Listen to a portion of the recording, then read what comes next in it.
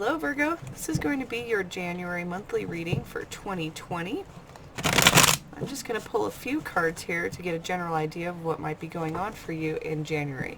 We do have an eclipse coming up on January 10th, and it might be a little bit rough for everybody as truths will be revealed and harsh realities will really start to surface.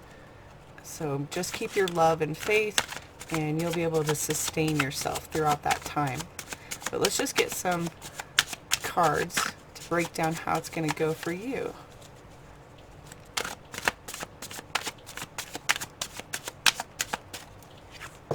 Alright, you've got the Queen of Cups. You've got the Four of Swords, the Magician, and the Three of Pentacles. Very cool energy here for you, Virgo. Now, right off the bat, you've got the Queen of Cups coming up. Now, this could be somebody in your life, like a mother, a wife, a daughter, and, you know, this could be like that feminine person in your life. Now, this could also be a attitude or some type of energy that you want to adopt throughout this month. So the Queen of Cups is always going to rule her kingdom as if she is always doing everything through her feelings and emotions first. She always feels through things before she does anything.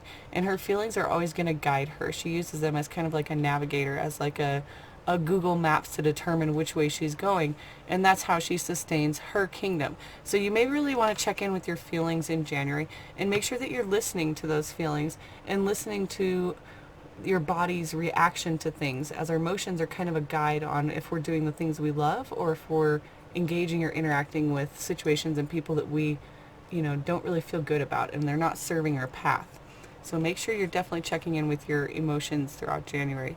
Now you also have the Four of Swords coming up, and the Four of Swords is going to be all about taking some rest and relaxation.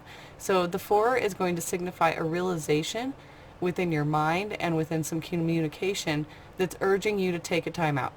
Take some time for yourself, meditate, take a vacay, whatever it is necessary for you in January to kind of relax, rest, reset, so that you can move forward with kind of like this clear mind. See how he's like letting all this out of his head. It's like an opportunity for you to clear your mind so that you can move forward with a real clear idea set forth of what you want. You'll find that when you have that rest and realization, you'll get it. You'll get the realization of something. Now you also have the Magician coming up, and this is going to be your major arcana in this spread, which signifies a big change in something that you're starting. This is like the ace of all aces, so it's definitely an opportunity coming through, and it's definitely signifying that you have all the tools that you need to move forward with something and create something. So whether that's like a new job, new relationship, new, endeavor, new creative prospect, whatever it is for you, specifically Virgo, it's saying you have everything you need to move forward, so definitely do that. Now you also have the Three of Pentacles coming up here, and the Three of Pentacles is going to signify some sort of achievement. Somebody's looking at the work that you've been doing. Somebody's definitely checking out some of the things that you've been accomplishing, and they're congratulating you, or you're getting, noticed for some of these things, getting that recommendation, getting that notice. I keep hearing notice, so that's what we're going with. Somebody's noticing you and noticing the work that you're putting forward, and it's definitely going to be stable. And whatever somebody's noticing, it's something you've made. So it's going to be, very stable for you moving forward. Let's get some clarifying cards, and then I am going to pull a moon card at the end of this reading to get some advice for that full moon eclipse. But we're going to get just a few clarifiers here.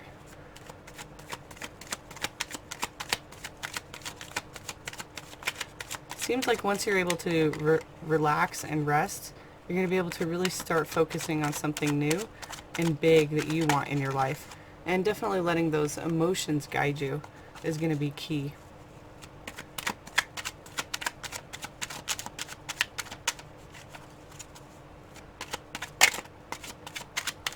Those cards wanted to flip out. Alright, you have the Magician coming up again, so that definitely validates that you have something big and new starting and that you have all those tools that you need. And then you have the Knight of Cups and the Five of Cups coming up. Now the Magician is going to be showing up here with this Queen of Cups, saying that you're really going to feel this new beginning. You know, once you're able to relax, rest, take care of yourself, do that self-care, you're going to be able to check in with your emotions and move forward with that one thing that's so big right now for you in January. Something's starting for you and you have everything you need. So that's validated twice here with the Magician showing up twice. And with a major arcana getting validated, that's definitely something big for you, Virgo. Now we also have the Knight of Cups coming up here, and that's saying that you really want to share this emotion, share these feelings, and actually have some action about it. So, you know, maybe once you get through with this rest and relaxation, you're going to actually go out and expose the way you feel and all of these emotions that you're experiencing, because that's how it's going to come about for you. You're going to realize this opportunity and this new beginning once you start really doing some action around these feelings and these emotions, sharing it with people, sharing it with, you know, if let's say you're even writing a book, sharing it in the book.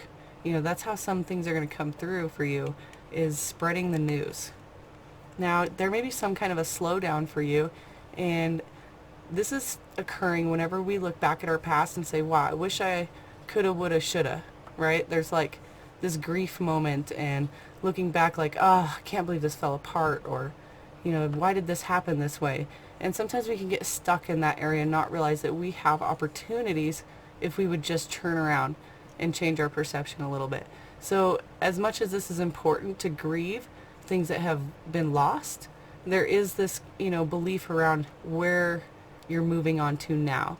Are you staying here looking at spilt blood or spilt milk, essentially, just, you know, that's no longer, you're not able to scoop that back up, it'll never be the same, yet you still have two cups here that are not tipped over. So really recognizing what you do have compared to what you've lost as you move forward into 2020.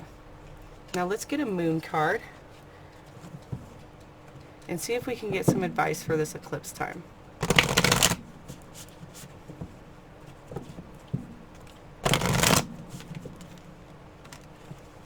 I'm moving some cards out the back there.